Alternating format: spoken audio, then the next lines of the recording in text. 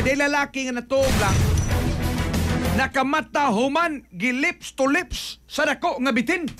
Bullseye! Bullseye! Patay ko yawa ini no. Yawa kong bitina.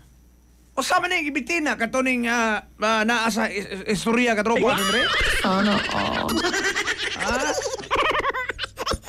Gilips ay tagrabiya tinuod yun eh. Or galagala lang kang Eric Amaro. Be ato ko i-check be. Tabiyawa sa kuno din bitina mangis lag kalit galagala. Kay Jubin hilig ra ba ning bitin? Ano? Hindi ko kumpiyansa bin. Be ato i-check sa katropang Eric Amaro. Live report.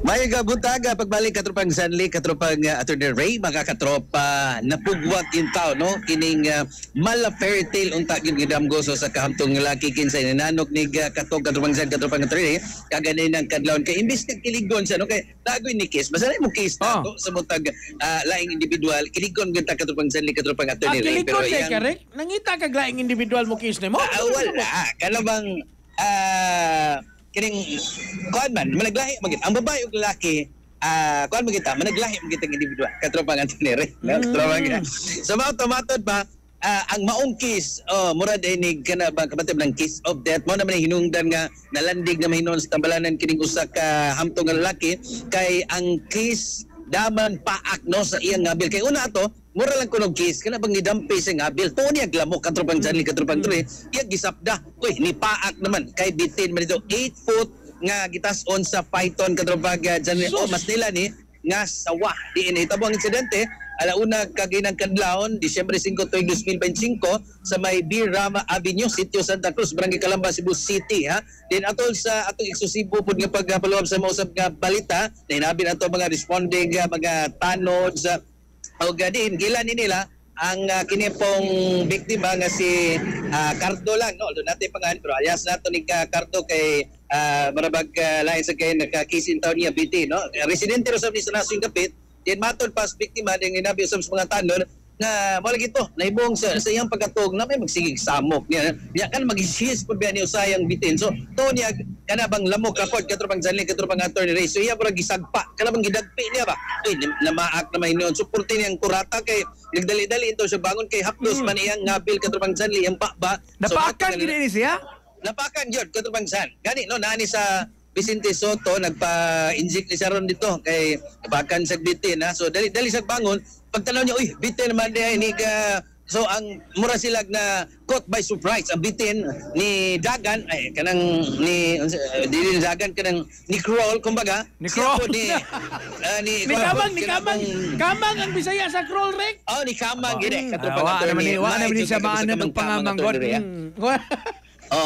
Ni Kamang bitin katago pod kanya ang kini pong lalaki nga kuaninton pakan so tawag pod siya kanang mga tanod dito. So ang mga tanod nga responde mo sila si Barangay Tanod Charles Kaumiran nya kini pong kaubana niya si Barangay Tanod Rinsan Villanueva og ilang kini Hilario Ramonida Emmanuel Dingding og ilang snake catcher Osting Padayaw. So naagid ng itima kuya. Snake catcher naagid naagid sila trained personnel nga mao kay manakop aning bitin katropang Attorney katropang Janly atol sa gitawag og snake hunt operation. So kundo na manhunt operation napoy snake hunt operation ay ilagi na tultulan ang bitin so panimalay og didto ila pong kini pong dakop pinanguluhan aning Osting Padayaw. So dito pagdakop na ilang giplastiran ang kaning bakba o gida sa sako gida sa barangay kay ila kuno ning iton over sa DNR Karugabuntag katropang Janly katropang Attorney. Ang biktima napasa Vicente Soto nagpa-inject to kay nagpatambal namgod say samad sa bato Samara kanang pinakan pero sawa man ni no.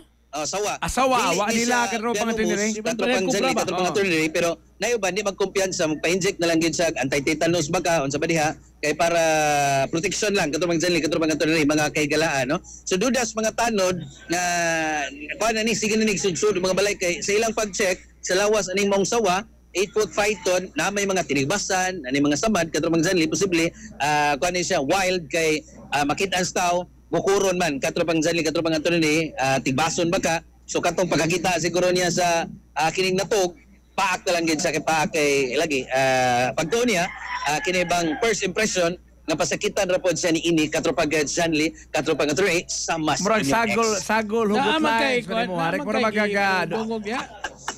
Doon na kay giantos ron. Pinaghuhugutan kumbaga. Wala. Kaya to lagi taon tos bitin katropag Janly katropag Klaruha, Ray. direk, klaruha.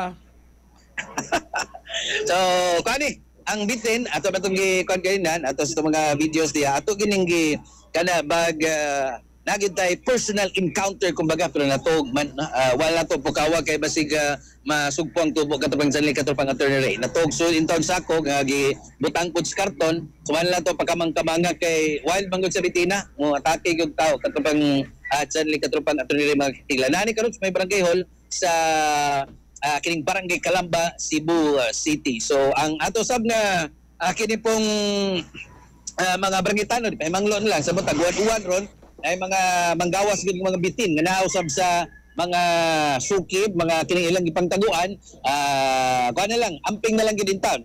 Matud po sa ato mga tano dis may Barangay Calamba, Cebu City katupang Janly. Ya dunay mga sighting kumbaga report na yun sa barangay para maadto ni sa designated nga snake catcher or mga responder rescuer katubang dyan katubang ato na rin mga higala. So far mo niya itong dugang kasikas gikan sa kini po dakbayan Subo mga katropa basta kami nisikutan DI kape no mo buwa sa inyong heart palpitation mo pakalma sa inyong nervous system mga kaigalan mo palambo sa inyo sa mga kini pong immune system kumbaga mga higala kining kape ha mapalit ni sa mga produkto kini pong yung kini pong unang butika diha or sa Yes Health Pharmacy nga nasa ground floor C Plus sa building diha ko sa Street Barangay Zapatera, Cebu City. Santom Plus Coffee Mix.